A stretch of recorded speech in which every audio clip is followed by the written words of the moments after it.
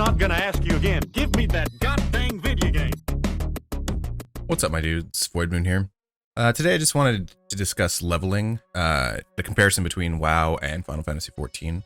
So I've been playing Final Fantasy XIV since 1.0, and I've been playing WoW since the gates of AQ opened in, what, 2005? Somewhere around 2005? So I've been playing both games since their inception, basically. Let's talk modern WoW. The leveling experience basically is the fastest way to level. If you're really good at it, and you use like Azeroth Autopilot or Zygor, if you're really good at it and have a really good soloing class, like a hunter, the fastest way to level is questing with that in Chromie time. Other than that, for the most people, if you're a tank or a healer, dungeon spamming will be your quickest. And if you are a DPS, queuing for dungeons while you follow Azeroth Autopilot or Zygor. And until you get to 50, and then 50, you do quests from Shadowlands.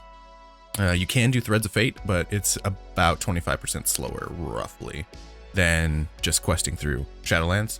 But it is less boring, to be honest. Comparatively, for Final Fantasy XIV, if you haven't played it yet, the main way to level your first character is through the MSQ, or Main Scenario Quests, I believe it's called. And that's the storyline for Final Fantasy XIV. So, unlike WoW, where there's not really a story, I mean, there kind of is with the new ones. Like, there's some cutscenes and stuff. There's a story.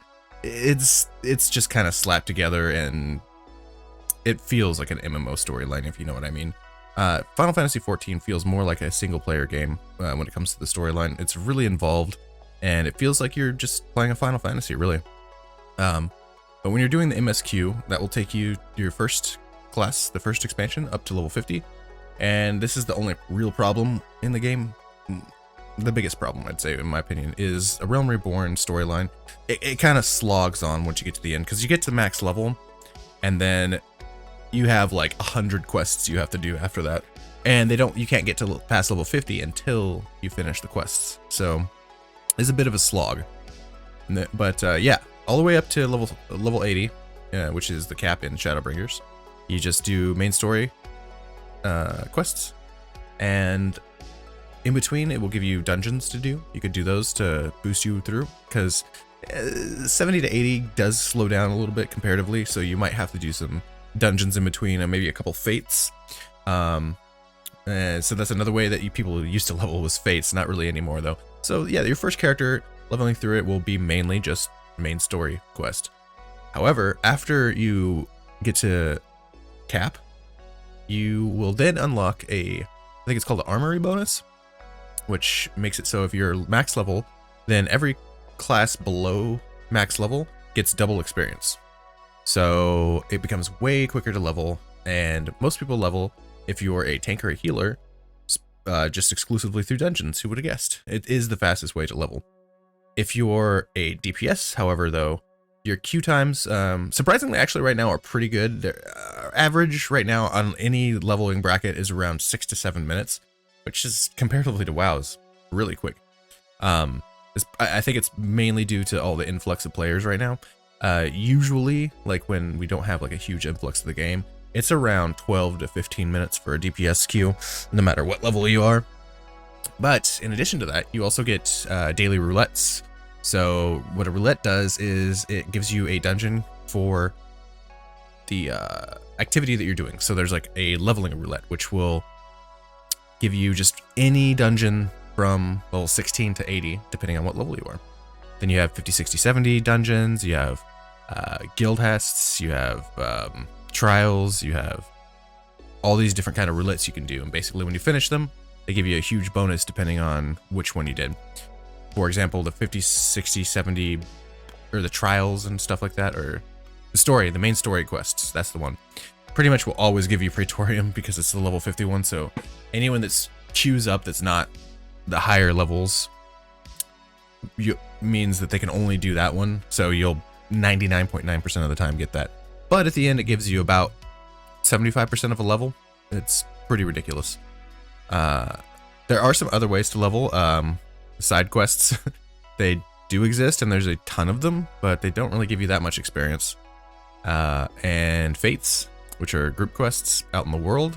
You could do both of those while you're waiting for a queue. But what most DPS do is a thing called Palace of the Damned. I believe it's called Palace of the Damned. And POTD is the acronym or initialism, whatever it is. Yeah, initialism. And then from 60 to 70, you have Heaven on High. And what those are, you'll have to Google them where to find them and do the quest to start them. But basically, it's a dungeon that you can queue up with other people. And there's just like a regular dungeon finder queue. And it's about, the dungeons usually takes 30 seconds to 1 minute to queue. And you start on floors 1 to 10. And then there's a boss at the end. And once you beat the boss, you go to the next dungeon, which is floors 11 to 20, and then so on and so on.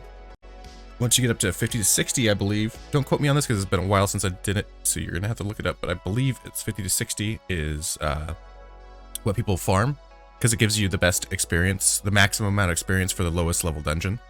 And yeah, you just go in there, it's basically a never-ending dungeon. It's basically what Torghast ripped off, to be honest.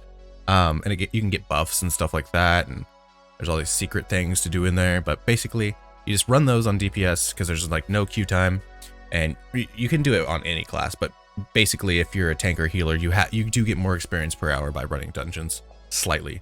But POTD and Heaven on High, you can level with DPS because there's really no queue times. So 50 to 60 do POTD, 60 to 70 you do Heaven on High. And then from 70 to 80, there's a new thing called the Bozjan Warfront, and basically you unlock that at 80.